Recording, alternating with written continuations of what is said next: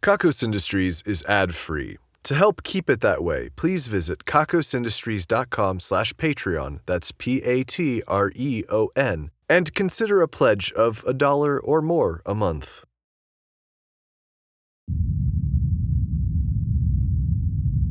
What you are about to hear is the good shit.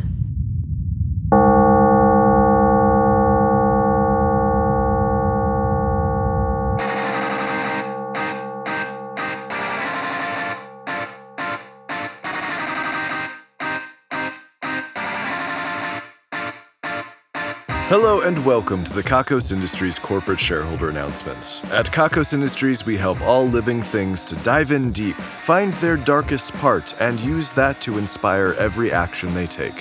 In other words, we help our clients and everyone everywhere to do evil better. My name is Corandeeth III, and I am CEO here at Kakos Industries. Shareholders, today has been a strange one. In fact, for a few days now, I've had this suspicion that something terrible was about to happen. For the sake of this discussion, let's just say that I'm starting from a place of evil when I say terrible, so that might mean good or just bad for evil. I know how some of you are sticklers out there and just think that I should love every little bad thing that happens, even if it affects me or evil negatively. There are still things to fear even if you're evil, you know, like a world where only positivity is permitted, or a world without monsters, or a world without soap. Say what you will about evil smells, I can't get anything done if the office reeks. And then there's all those pesky interruptions. When I came into work today, I found that I was not the only one feeling this awful sense of dread. It seems that many other employees, excluding of course the ones that have grown so numb to pain that they wouldn't notice a feeling of dread if a bite wolf was making a lunge for them in that moment, were also feeling this sense of some sort of impending nastiness. I am not a superstitious man, a particular man perhaps, and I do like things a certain way, but I am not prone to superstition. So a feeling of dread is not something that I would ordinarily listen to. I thought perhaps my subconscious was noticing things being a bit off or something similar, but I never had the evidence I needed to know what those things were. So I waited. Today, around a third of my staff called out. Others still have gone home early. And in those who remain, there is this fear, this sense that something terrible is just on the horizon, something enormous, something momentous, something awful in both the traditional and modern senses of the word, but nobody has any idea what it could be. We've checked numerous systems from around the building. We've checked every diagnostic we have available. Everything is fine. The building has never been in better shape since the recent maintenance. The employees here at Kakos Industries have never been healthier. The air quality is ideal. The food supply in the food court is safe, if a bit carb-heavy. Everything is okay. Members of the human resources staff, the one that provides resources to humans instead of harvesting them or taking them away, has been running around the building helping people to relax, visualizing places where they feel totally safe, invoking positive self-talk. But they have been having a difficult time reducing this feeling of incoming hardship. It seems that we have little control here. We cannot allow our feelings to prevent us from doing the work that needs doing, however, so we will proceed, no matter how difficult it may seem.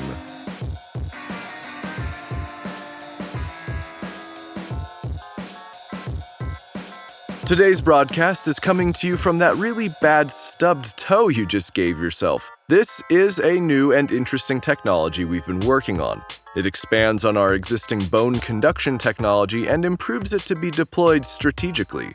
The radio, more specifically, is not your stubbed toe, but the metal cube that you did not see that you stubbed your toe on, just as we had planned. Now the vibrating pain pulsing through your whole body has been hijacked by the same metal cube to relay this audio signal into your ears. For many of you, the sound of my voice will be reassuring in this moment of pain. For others, it may seem a bit patronizing.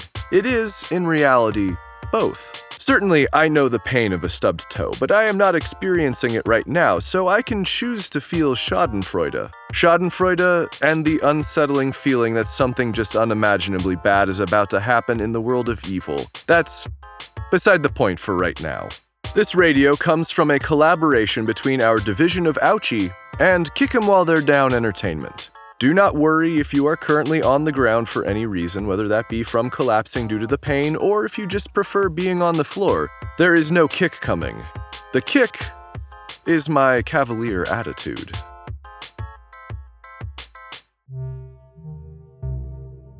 We had a bit of a snag at this year's Festival of Fertility. The necessary gametes for the fertilization never showed up. So those who were looking to become pregnant just had to kind of sit around and talk to each other and shoot the shit for a while. We cobbled together some sort of entertainment from the employees who like to do open mics, which went over okay. Some of you attendees seem to think that perhaps they were the carriers of the evil genes you came to receive, but they were not, and they were ushered out quickly when some of you got a bit too aggressive. After a few hours, many of you left, which is only fair. I do apologize if you were getting close to the free medium-sized sedan with your 7th evil child. We'll give you 2 punches on your card next year. The remaining attendees decided that they weren't that picky and got busy with the other people there at the event. Some of you actually did end up pregnant, but that's totally on you. When I finally caught up with the Division of Procreation, it seemed that there was some sort of refrigeration error that spoiled this year's batch, and the sole intern left in charge of disseminating was running around the office looking for donors to fill up some test tubes. Not a great look.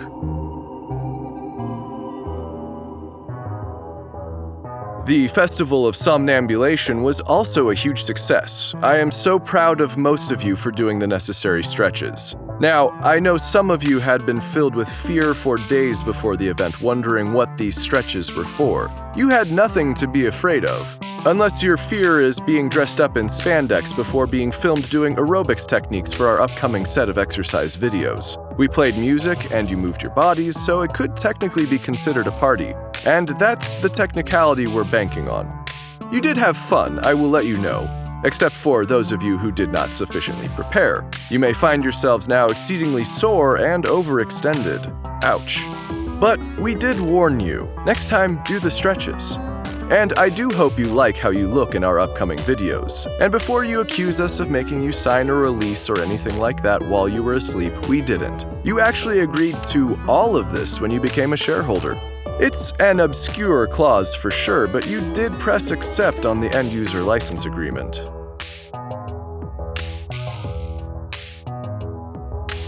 I just cannot shake this feeling of dread, shareholders. Let's see. I'm about to talk about my favorite division. I hope no one interrupts me.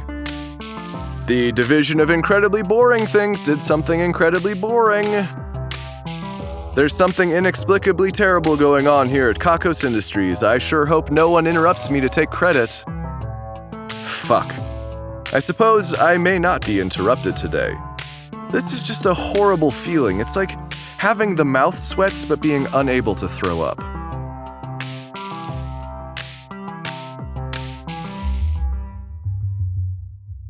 Coming up, we have the celebration of books. This year, we're introducing some very old texts about evil to our library that those of you in attendance will be able to view. And then, there's Halloween as well. As always, Halloween will be an amazing time. Kim's has decided socks don't matter after some coaxing. It required an offering of 1,000 red roses. I don't think she's even that sentimental or a fan of roses, but that's what she asked for. Then she went at it again. Now she doesn't like soft skin. It's a decree. Dry skin is now the sexiest. I feel personally attacked. My moisturization routine is a critical part of who I am at this point, and I take it very seriously. So I've started putting flour on my face before certain interactions just to seem like I'm playing along with society's standards. It's gross, but I do it. I can only hope this dry skin thing doesn't last forever. I just won't do it.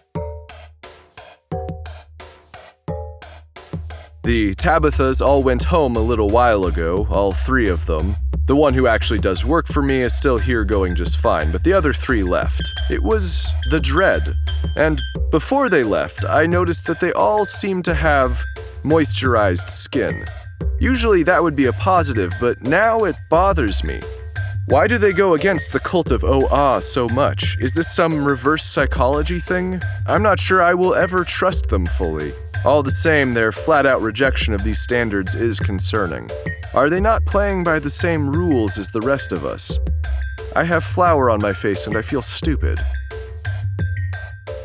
Jasmine Ashna hasn't been into work in a few days. She appears to be highly sensitive to these feelings of dread and has not been able to gather herself enough to get here. I did visit the Division of Erotic Experiences. Dr. Dunkelvissen has just been sitting with his arms crossed in the corner every time I drop by, which may mean that he's been sitting there pouting for weeks. I assume he needs to eat, but maybe he does one of those weird meal replacement things that allows him to continue pouting with greater intensity for longer. When I asked one of the employees what they were working on, she responded with a shrug and then pointed at the whiteboard nearby. On the whiteboard, in blue dry erase marker in what I would guess is Jasmine's handwriting, were simply the words "better butts," followed by several question marks. They'll figure something out. I'm personally not sure what's wrong with butts now, but I suppose we can always improve things if we really set our minds to it. I should probably give Jasmine a call and see how she's doing. Meredith Gorgoro was seen dragging an enormous monster through the caverns of hell by one of our motion-detecting cameras. It was several times her size and badly beaten. Its skin was green and its clothing was rudimentary in design and badly damaged. It was covered in what I assume was its own blood. Meredith had tied a rope around its neck and was pulling it through the dark cavern by that rope. Despite its size, her extreme musculature would not quit. A few days later, she walked by the same camera wearing a new set of armor apparently made out of the monster's parts. Leather armor made from its skin, a hat made from one of its horns. Some have theorized that she turned the rest of the monster into a sleeping bag or small tent. As exciting as these updates are, I find it all a bit concerning. Will she be able to adjust back to living in society after this? This rampage doesn't seem healthy. Then again, it is almost certainly evil, so bravo, Ms. Gorgoro.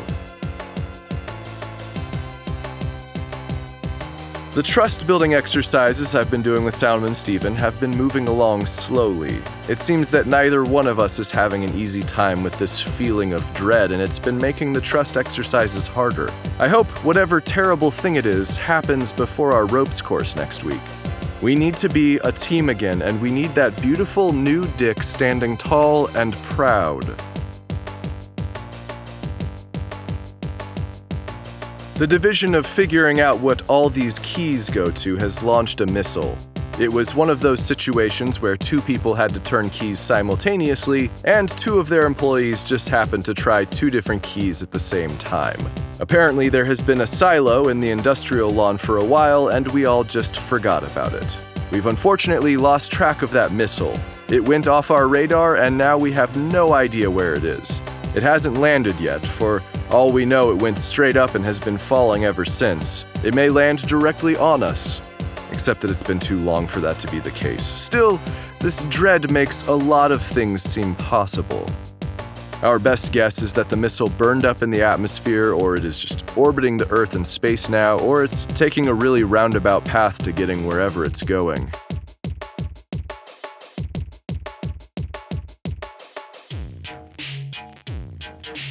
They say that evil has a collection of all the world's most deadliest weapons, but it prefers the sharpened spoon. This is things we're taking credit for now.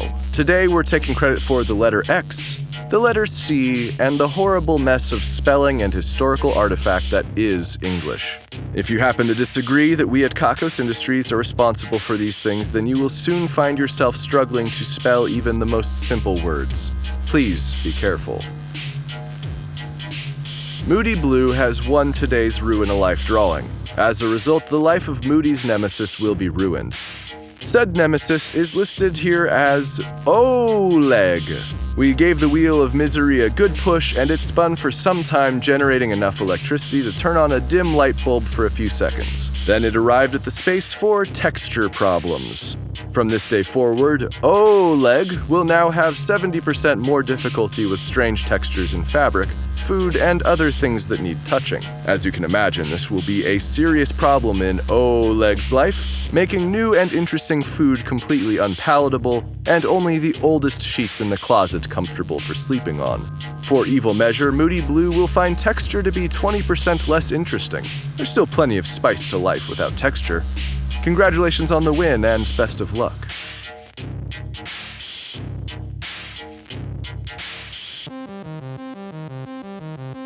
Well, that's all I have to talk about here, so I guess this brings us to the end of the announcements. Our business is doing just fine, but this feeling will not go away. I mean, there's not even creepy music playing, nor are there any high frequencies filling the building. It's just inexplicable. Not even a letter from my grandfather. If you're listening to this and just waiting for your chance to interrupt the broadcast with something really stupid to say, then just say it. Come on, I'm ready. Hit me with that bad news. Fuck. The numbers are next. 54, 63, 72, 81, 9, 99, 999, 0, 2, 4, 99. Nothing? Nothing? Oh, come on! Fuck.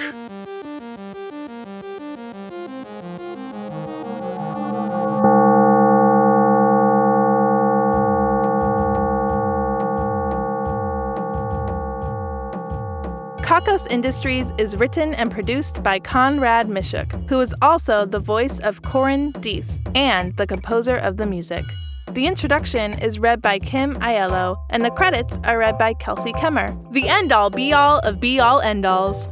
Please visit kakosindustries.com for news, extras, and more episodes. There are also transcriptions on the website if you'd like to read along with the Kakos Industries announcements. That's KAKOSINDUSTRIES.com. Please visit store.kakosindustries.com for merchandise and special offers, and get wonderful benefits by becoming a subscription donor at kakosindustries.com/Patreon. Questions, comments, or a strong desire to collaborate? Drop us a line at inquiries@kakosindustries.com. If you like Kakos Industries, be sure to rate and review us on your favorite podcasting service. And connect with us on YouTube, youtube.com/Kakos Industries. Facebook, facebook.com/Kakos Industries. Tumblr, kakosindustries.tumblr.com. And Twitter, @Kakos Industries. We encourage fan art and listener participation on all our social media platforms. Please visit our website for cast details and the credits for all of our social media contributors. Special thanks to our esteemed shareholders Ian Kroll, Renee Stein, Dan Shumway, William Brandon, and Courtney Campbell. And thanks to our division heads, Brittany Garcia, head of the division of beanies, booties, and construction projects that are probably too large for yarn, Patrick Green, head of the division of oceanic microcryptozoology, Lynn Herman, director of the division of increasingly improbable /fiction, Carl H., director of the division of unanswered messages, J.K. Runnings, director of the division of darker sound, Kevin Powers, the director of the division of boring dystopias, Xavier Jarman, director of the division of We Know Magic Doesn't Exist, but we're going to keep on trying, and Danny Autumns, director of the division of unlikely autocorrect errors. The division of beanies, booties, and construction projects that are probably too large for yarn has created just an enormous pile of booties. Sometimes they just make regular yarn crafts, you know? Also, the pile is under that one vent that leads to that one place. You know the one. The division of oceanic microcryptozoology has invented a probe that floats in ponds looking for unidentified microbes. It also kills them all. So far, they haven't found anything interesting, but they have nearly sterilized Pond 99-22-A. The division of increasingly improbable /fiction has started shipping that girl from that new teenage drama on broadcast television and Frankenstein's monster. Huh? The division of unanswered messages has successfully outlived the guy who challenged them to a duel. That's a victory of sorts. The division of darker sound has turned the volume knob all the way down. It made a huge difference. The division of boring dystopias has invented a food-like slurry of calories and nutrients that people eat willingly for some reason. It tastes okay, but it's kind of interesting how much people will let go of for efficiency. The division of We Know Magic Doesn't Exist, but we're going to keep on trying has apparently been trying to pick out twigs from the forest lawn, hoping that one of them might be sufficiently wand-like. So far, they don't know what makes a wand wand-like, but they feel confident that they will know it when they see it. The Division of Unlikely Autocorrect Errors recently patched some phones to correct the phrase, "That's great news," to "I envy all of your success and secretly wish for your ultimate failure." That's no way to make friends. Our esteemed shareholders, honored employees, division heads, and other Patreon patrons are the best. If you want to thank you in the credits, your own division, or other great rewards that help to keep this show running, please head to kakosindustries.com/Patreon. That's Patreon, Patreon. Kakos Industries can be heavy sometimes. Try flying a kite. When you get bored with that, try any of the other more appealing technological time wasters we've invented.